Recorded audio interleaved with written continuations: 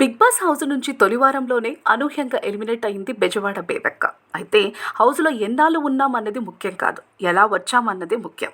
బెజవాడ బేబెక్క అయితే big boss house నుంచి పాజిటివ్తోనే బయటకు వచ్చింది. అంతేకాదు, ఆమెను అనూహ్యంగా ఎలిమినేట్ చేశారనే సింపతితో బయటకు వచ్చింది. ప్రతి సీజన్కి బేబక్క ఏజ్ గ్రూప్ వాళ్ళని ఒకరిని తీసుకుంటారు బిగ్ బాస్.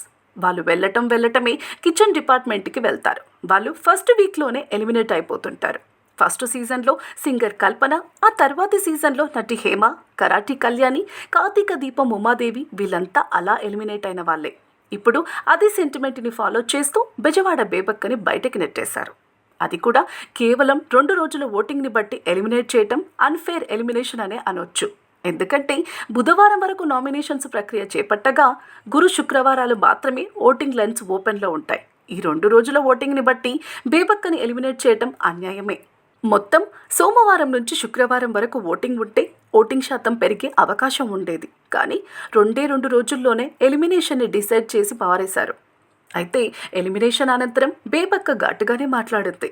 సోనియాని గుర్తు పెట్టుకుంటానని వార్నింగ్ ఇస్తూ తన ఎలిమినేషన్పై ఆసక్తికర వ్యాఖ్యలు చేసింది. నేను ఎలిమినేట్ అవుతానని అనుకోలేదు, మణికంఠ పోతాడని అనుకున్నా. నేను అతనికి ధైర్యం చెప్తే అతను లోపల ఉన్నాడు, నేను బయటకు వచ్చేసాను. ఎవరి గేమ్ వాళ్ళు ఆడారు, అందరూ కలిసి నన్ను బయటకు తోసేశారు. నిఖిల్ కోసం నేను నిలబడితే చివర్లో నాకు హ్యాండ్ ఇచ్చాడు.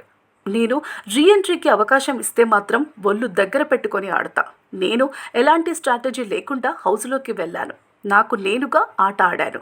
ఇప్పుడు ఎలా ఆడాలో అర్థమైంది. రీఎంట్రీకి నేను అర్హురాల్ని.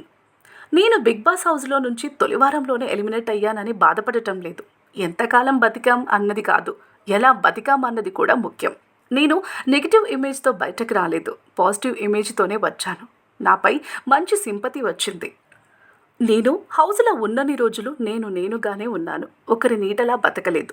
ఆ విషయంలో నేను హ్యాపీగా ఉన్నాను. హౌస్లో ఉన్న వాళ్ళకి నేను చెప్పేది ఒకటే, మీకు దమ్ము ధైర్యం ఉంటే రియల్గా ఉండండి. నన్ను వారంలోనే ఎలిమినేట్ చేయడం అన్ఫేర్ అనిపించింది. ఆడియన్స్ నాకు సపోర్ట్ చేసే టైం కూడా ఇవ్వలేదు. బెజవాడ వాళ్ళకి కష్టం వచ్చింది, నాకు కష్టం వచ్చింది. బిగ్ బాస్ వాళ్ళు పెట్టారు పెద్ద ముద్ద. గేమ్ని పక్కన పెడితే నన్ను పర్సనల్గా అటాక్ చేసిన సోనియాని గుర్తు పెట్టుకుంటా, వదిలిపెట్టను అని ఉన్న విషయాన్ని కుండబద్దలు కొట్టినట్లు చెప్పింది బెజవాడ బేబక్క.